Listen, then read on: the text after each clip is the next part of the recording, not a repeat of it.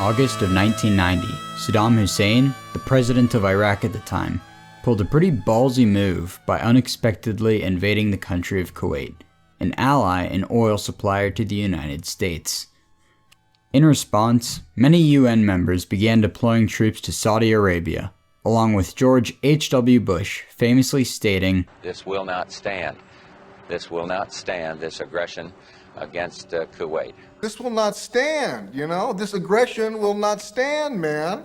After about 5 months of Saddam's regime committing multiple atrocities and threatening global oil supply, members of the UN got the green light to retake Kuwait from the Iraqis.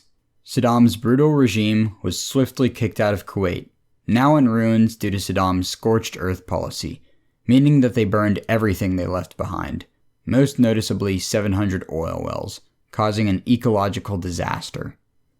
This retaking of Kuwait, also called the Gulf War, was seen by the general public as a success. Flash forward to 2003. Saddam is still committing war crimes, but he keeps it within Iraq. George H.W. Bush's son, George W. Bush, also known as W, is now the big man in charge, and he's out to prove that he's just as strong and smart as his father. Our enemies are innovative and resourceful, and so are we. They never stop thinking about new ways to harm our country and our people, and neither do we. Despite getting his butt kicked 12 years prior, Saddam is refusing to cooperate with UN weapons inspectors. W uses this as an excuse to finish what his father started, stating, "To disarm Iraq, to free its people, and to defend the world from grave danger." Something called Operation Iraqi Freedom was a go, and the US entered Iraq and toppled Saddam's regime. Once again, victory came swiftly, as the operation only lasted 1 month. There were a few casualties during the actual invasion, but in the following years, during the occupation of Iraq, US soldier and Iraqi civilian deaths began to shoot up.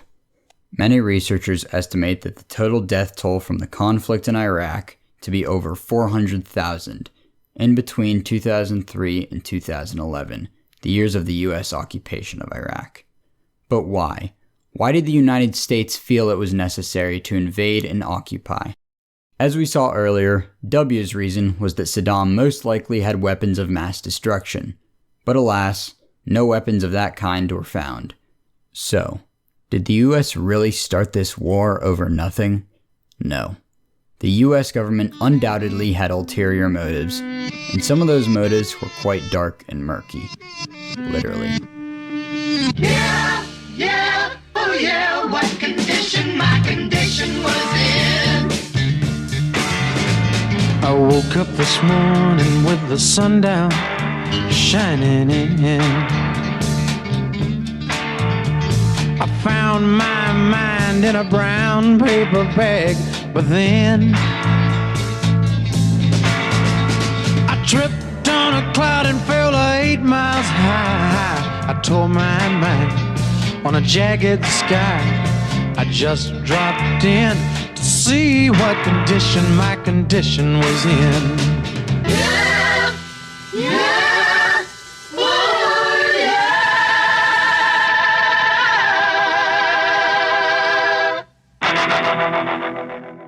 Bush's cabinet was made up of quite a few former oil executives.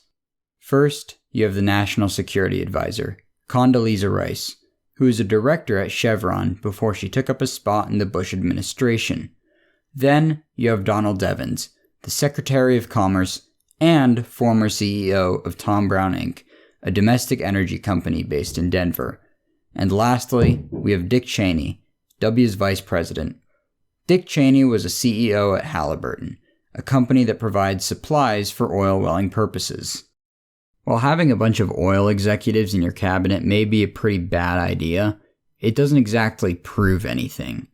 But it does show that they have connections in the oil industry, and sets the stage for the next couple of things I'm going to talk about.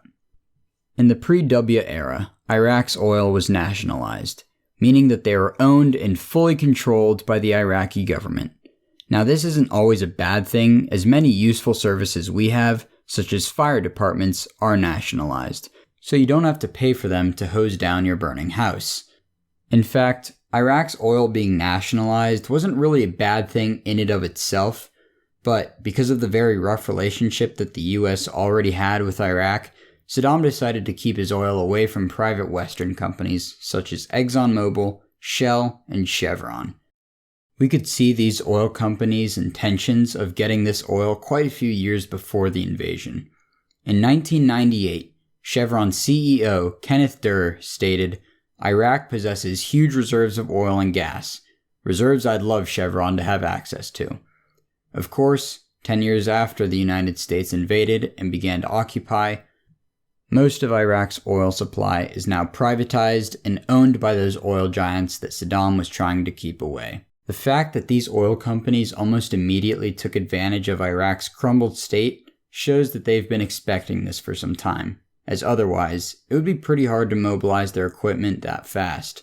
What further shows this is that these companies displayed interest in the region's resources before the invasion. Durr's comments clearly indicate the intention to take control of its resources. Because the Bush administration had many former oil execs in it, and many current oil execs at the time displayed a lot of interest in Iraq, we can speculate that there is at least a little bit of collusion between the two parties.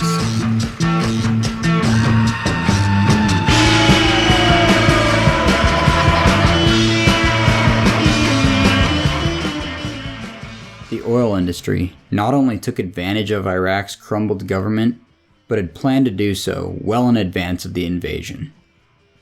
Soon after the US had completely reorganized Iraq's government, they tried to sway the newly elected Iraqi parliament to pass legislation that would allow foreign oil companies to set up shop in Iraq. Knowing that this would be god-awful for Iraq's income, of which was almost completely from oil, the Iraqi parliament didn't pass it. But that didn't stop W and his determined gang of oil cronies. The companies started to write up cheeky little contracts with the Iraqi government that would give them access to the oil fields. And access to the oil fields is what they got. Since then, more than 80% of Iraq's oil production is exported internationally by these companies. This shows that Big Oil did not care at all about what the Iraqi people wanted to happen with the oil reserves, as long as they were able to turn a profit. In the first weeks of Bush being in power, Dick Cheney helped form the National Energy Policy Development Group, made up of politicians and oil execs. In March of 2000, they analyzed Iraq's potential oil production and profit. This same group released a report in 2001 that said that Middle Eastern companies should open up areas of their energy sectors to foreign investment. This is pretty significant because it shows that oil companies and the Bush administration were working together in order to decide the fate of Iraq's oil beforehand. From stealing Iraq's main source of income to planning beforehand what will happen when they invade, you can clearly see that Big Oil and the Bush administration had planned to take Iraq's oil well before the actual invasion.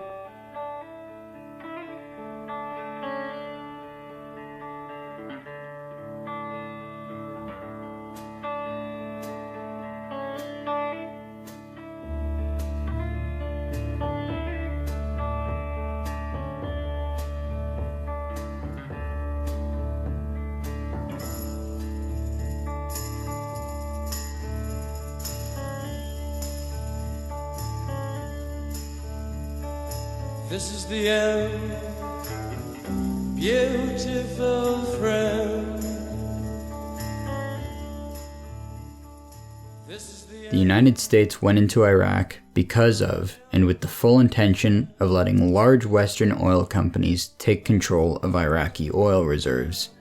We can see this because they had the connections, they planned ahead, said that they wanted to, and then took advantage.